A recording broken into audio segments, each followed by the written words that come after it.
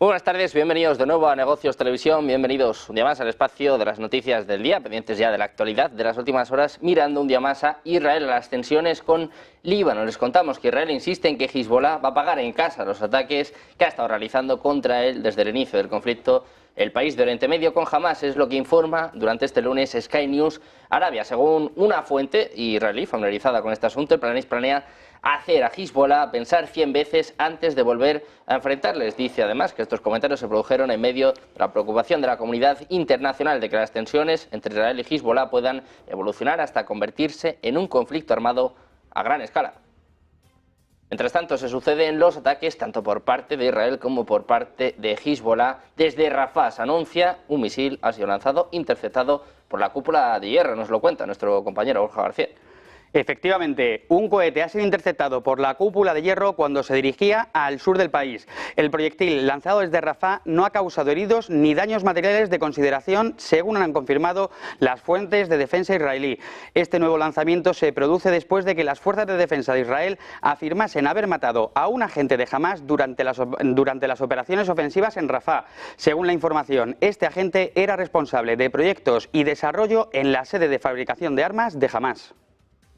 Bueno, pues pendientes de más tensiones, gracias Borja, tensiones entre Israel y Hezbollah. Mientras tanto, el primer ministro israelí, Benjamin Netanyahu, ha señalado que la fase de intensos combates contra Hamas en la franja de Gaza está llegando a su fin. Cambio de fase, según apunta, pero eso sí, advierte de que la guerra no terminaría hasta que el grupo islamista ya no controle el enclave palestino. Eso sí, más allá de Gaza, Netanyahu ha señalado que Israel podrá desplegar más fuerzas a lo largo de la frontera norte con el Líbano, donde se han intensificado los combates con Hezbollah, según ha señalado el jefe del Ejecutivo israelí. Después de que termine esta fase intensa, tendrán la opción de mover parte de las fuerzas al norte, y lo harán, dice, en primer lugar y principalmente con fines defensivos, y en segundo lugar para traer a casa a sus rehenes.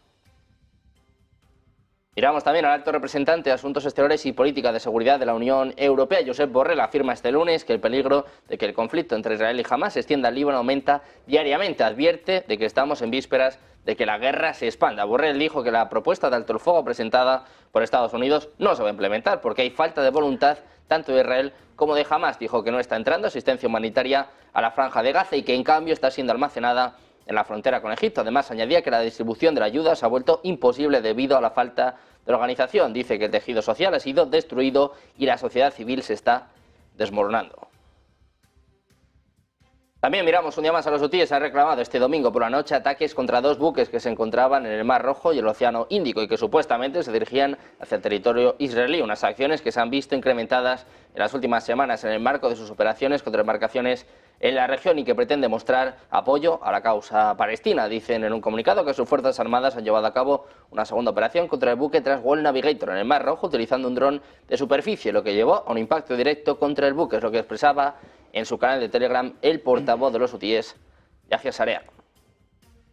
Y además también miramos al presidente surcoreano Yoon Seok-yeol. Ha dado instrucciones a sus principales asesores para que se preparen para todos los escenarios posibles en relación con el Tratado de Asociación Estratégica Integral entre Rusia y Corea del Norte. Es lo que apuntaba la oficina del líder surcoreano. En un comunicado dicen que ha pedido este 24 de junio en una reunión con los secretarios principales garantizar la plena preparación para una respuesta de seguridad debido a la grave situación de seguridad en la península de Corea. Añade que esto significa mantener una total preparación en el campo de la seguridad militar y económica que podría verse afectada por la situación en torno al Tratado Rusia-Corea del Norte y la situación en Oriente Medio.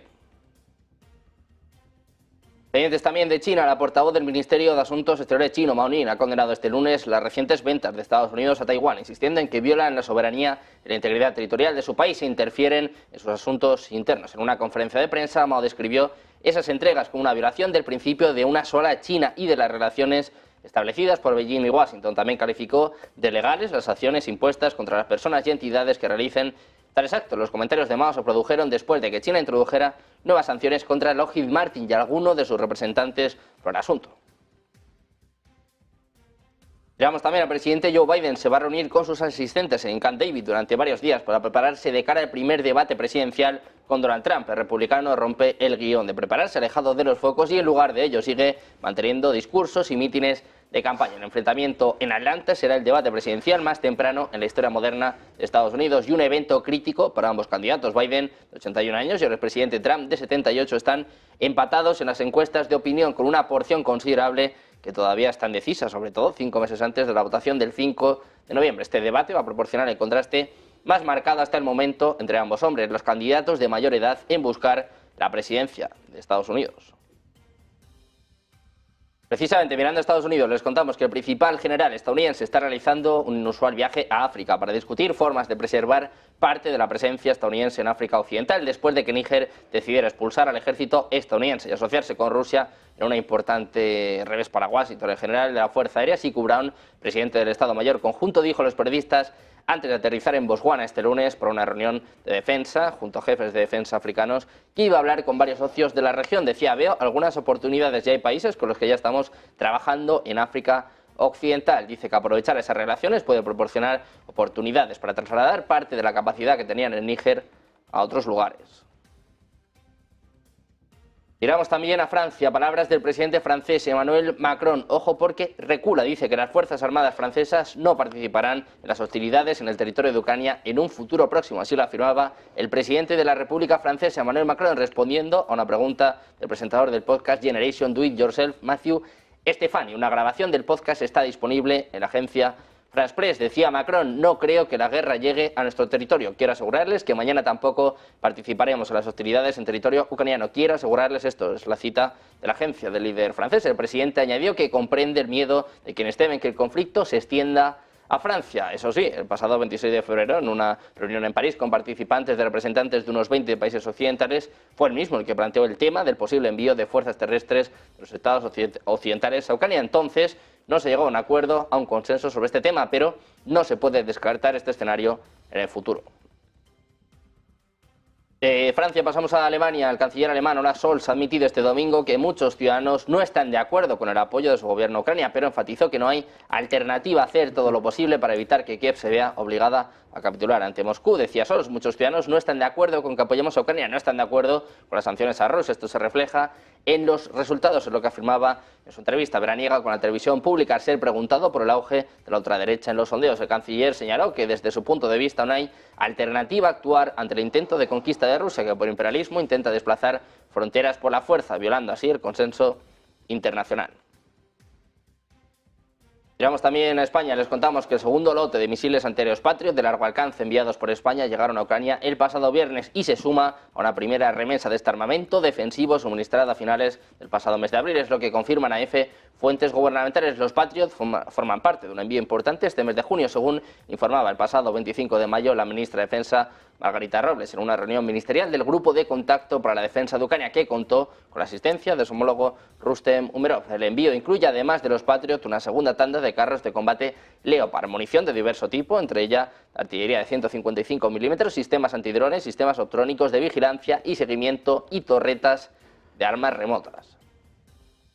Pendientes de España, la sorpresa ha saltado también en los últimos días en Puerto Rico. Ojo, porque una política ha hecho unas declaraciones bastante sorprendentes. Nos lo cuenta nuestro compañero Borja García. Efectivamente, el partido puertorriqueño Adelante Reunificacionistas de Puerto Rico y España han pedido en la ONU volver a formar parte del Reino de España. Esta reclamación, pronunciada el pasado 20 de junio ante el Comité de Descolonización de la ONU, denuncia que fue bajo las armas de Estados Unidos cuando Puerto Rico dejó de ser territorio español para convertirse en una colonia de Washington. Finalmente, la parlamentaria de Adelante Reunificacionistas, Annette Falcón, exigía volver a ser una provincia del Reino de España, ya que en palabras de la parlamentaria, Puerto Rico no fue nunca un país independiente ni quiso serlo. Bueno, pues pendientes de lo que suceda con Puerto Rico. Muchas gracias, Borja. Nosotros miramos también a los Estados miembros de la Unión Europea. Les contamos que acordaron un plan para enviar a Ucrania 1.400 millones de euros en ayuda militar procedente de las ganancias inesperadas de los activos rusos congelados, después de encontrar una manera de eludir el veto húngaro. La decisión fue aprobada cuando los ministros de Asuntos Exteriores de la Unión Europea se reunieron en Luxemburgo este lunes. Consensuada recientemente por los embajadores de los 27, la tanda de sanciones se dirige contra el gas natural licuado ruso, así como contra barcos que con su actividad contribuyen a la guerra contra Ucrania. Asimismo, el nuevo paquete incluye medidas restrictivas contra otras 69 personas y 47 entidades responsables de acciones que menoscaban o amenazan la integridad territorial, la soberanía y la independencia de Ucrania. El gobierno de Rusia ha respondido ya este lunes a las ilegítimas sanciones de la Unión Europea por el conflicto en Ucrania, ampliando la lista de los funcionarios del bloque a los que se prohíbe la entrada en el país, así como a miembros de parlamentos de Estados miembros y representantes del Consejo de Europa. En un comunicado dicen que la Unión Europea continúa su política de confrontación hacia su país, es lo que denuncia el Ministerio de Asuntos Exteriores a través de un comunicado en el que califica de ilegítimas desde el punto de vista jurídico internacional estas nuevas sanciones que incluyen por primera vez a la industria del gas natural licuado. Decía, son absolutamente inútiles y solo socavan la confianza de los estados de la mayoría global en la Unión Europea.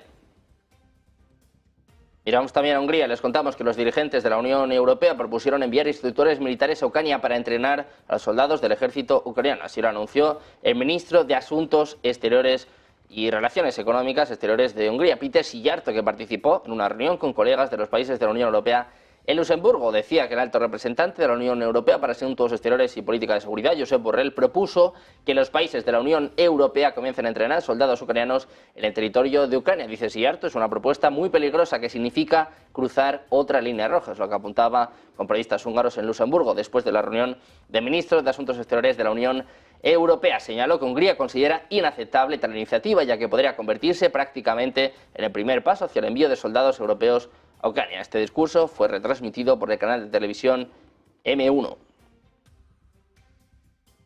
Precisamente mirando a Hungría, les contamos que va a bloquear la asignación de 6.500 millones de euros del Fondo Europeo de Paz a Ucrania hasta que termine la discriminación contra las empresas húngaras en ese país. Así lo anunció el ministro de Asuntos Exteriores y Relaciones Económicas Exteriores de Hungría, Péter Szijjártó, que participó en una reunión con colegas de los países de la Unión Europea en Luxemburgo. Literalmente decía, hoy deje claro que hasta que las autoridades ucranianas dejen de discriminar a las empresas húngaras no se puede plantear asignar la cantidad de 6.500 millones de euros, es lo que apuntaba Szijjártó en una reunión con periodistas húngaros en Luxemburgo, después de la reunión de ministros de Asuntos Exteriores de la Unión Europea. Señaló que en Ucrania continúan los intentos de procesar a la mayor compañía farmacéutica húngara, Gedeon Richter, lo que no conviene a las autoridades locales solo porque continúa operando en Rusia. Según el ministro, querían quitarles las licencias, es decir, bloquearle el acceso al mercado ucraniano. Anteriormente, autoridades ucranianas incluyeron al mayor banco húngaro, OTP, que también opera en la Federación de Rusia, en la lista de patrocinadores de guerra internacionales.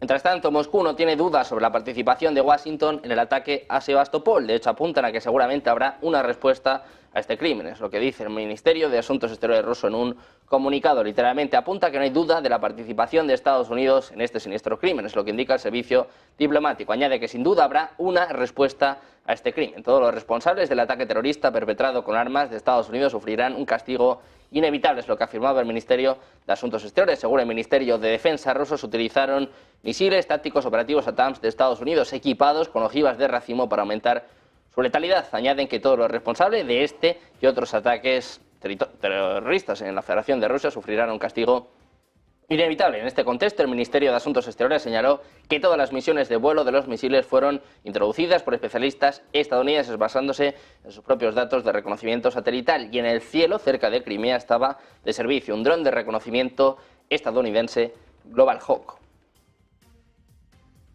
Seguimos mirando a Rusia. La embajadora estadounidense Lynn Tracy fue convocada al Ministerio de Asuntos Exteriores de Rusia en relación con el ataque a Sebastopol. Le dijeron que las acciones de Washington destinadas a alentar a las autoridades de Ucrania continúan las hostilidades, no quedarán impunes, es lo que señala el Ministerio de Asuntos Exteriores. A la embajadora de Estados Unidos se le dijo que tiene la misma responsabilidad que Ucrania por el ataque terrorista en Crimea. La Federación Rusa tomará medidas de represalia debido al estímulo estadounidense de los ataques de Kiev en territorio ruso. Además, también le han dicho que Estados Unidos en realidad se había convertido en parte en el conflicto, suministrando a las Fuerzas Armadas de Ucrania armas para que se atacara a Rusia. El presidente ruso Vladimir Putin ha ordenado la firma de un acuerdo con Tailandia sobre la extradición de delincuentes. Ha publicado la orden correspondiente del jefe del Estado ruso. Añade que aceptar la propuesta del gobierno ruso de firmar un acuerdo de extradición entre la Federación de Rusia y el Reino de Tailandia, instruyendo al Ministerio de Justicia de Rusia una vez que se llegue a un acuerdo con la parte tailandesa para que firme dicho acuerdo en nombre de la Federación de Rusia, permitiendo realizar cambios en su borrador, cambios que no sean de carácter fundamental. Es lo que apunta el documento. El gobierno tailandés aprobó un proyecto de tratado de extradición en marzo de 2023, cuyo objetivo es promover la cooperación en la lucha contra la delincuencia. Al mismo tiempo, los fiscales generales de Rusia y Tailandia firmaron un programa de cooperación entre ambos departamentos para el periodo de 2023 a 2024. Seguimos mirando a Rusia. Les contamos que aeronaves antisubmarinas y buques de la flota rusa del Pacífico realizaron un entrenamiento conjunto cerca de las Kuriles, islas en disputa entre Rusia y Japón. Portavoces de la flota precisaron que los pilotos de helicópteros se ejercitaron en las tácticas de detención de submarinos enemigos con sonar y radares, al tiempo que las tripulaciones de aviones antisubmarinos de largo alcance se capacitaban en misiones de búsqueda básicas en los estrechos del archipiélago de las Kuriles. Las coordenadas se transmitían a puestos de mando navales de la flota del Pacífico. En el entrenamiento se implicaron los aviones de guerra antisubmarina Il-38N y Tu-142M3. Del 18 al 28 de junio, unidades navales rusas van a realizar ejercicios tácticos en el Pacífico, así como en los mares de Japón y Hoyos, bajo el mando del almirante Víctor Lina, comandante de la flota del Pacífico. Pendientes de estos ejercicios por parte de Rusia, también del incendio cerca de Moscú. Hasta ahora 8 personas fallecidas. Hacemos una pausa de 2 minutos y enseguida se lo contamos en Negocios Televisión.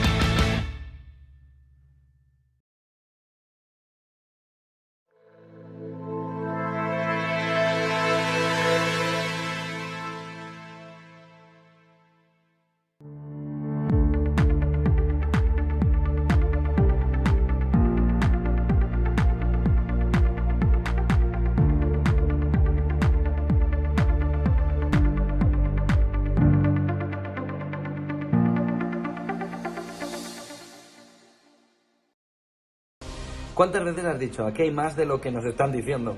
¿Cuántas veces has visto que lo que te están poniendo como fotografía principal para mirar la actualidad está con tonitos oscuros en algún lado que no terminas de descifrar? ¿Cuántas veces miras alrededor y dices, aquí hay más información de la que de verdad nos están dando? Ese es el objetivo de lo que la economía esconde. Un libro para intentar ver todos los detalles, todos los matices, todos los colores, todo lo que está oculto detrás de la fotografía, todo lo que nos dicen pero no nos están diciendo, y todo aquello que necesitas para tener una fotografía global de lo que de verdad quienes mandan están queriendo hacer, pero tú no tienes toda la información para ello.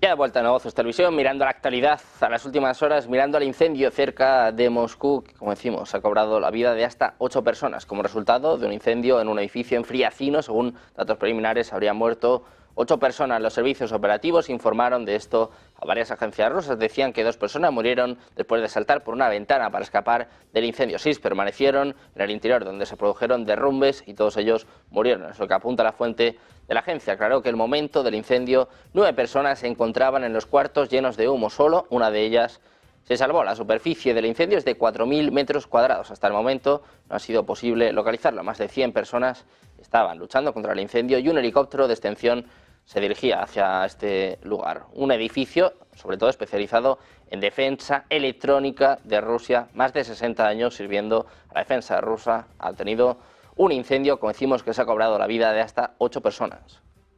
Miramos también a Ucrania. El ministro de Exteriores ucraniano Dmytro Kuleba ha agradecido este lunes a sus colegas europeos la decisión de empezar las negociaciones para la adhesión de Ucrania y celebró los últimos pasos dados por la Unión Europea para destinar a Kiev los rendimientos extraordinarios de los activos rusos inmovilizados por las sanciones. Decía, he dado las gracias a los 27 Estados miembros por aprobar los marcos de negociación de Ucrania y Moldavia. Nuestras conversaciones de acceso comenzarán mañana, es lo que apuntaba en un mensaje publicado en X, en el que resumía su intervención por videoconferencia ante el Consejo de Asuntos Exteriores de la Unión Europea, que tiene lugar en Luxemburgo. Añade que también ha subrayado la importancia del 14º paquete de sanciones para ahogar más la economía de guerra del presidente ruso Vladimir Putin, celebrando los pasos para que Ucrania pueda utilizar los activos rusos congelados.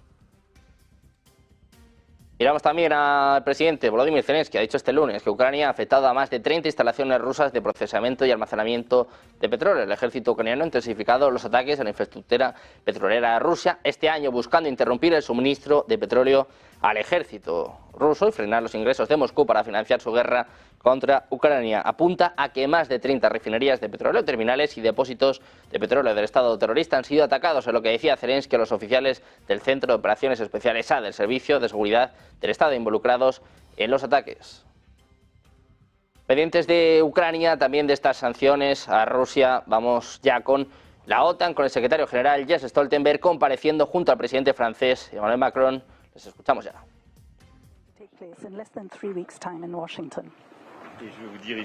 And I would just like to say how delighted I was to receive you here in Paris along with your teams so that we could prepare for the summit and also prepare for all the issues that concern our alliance.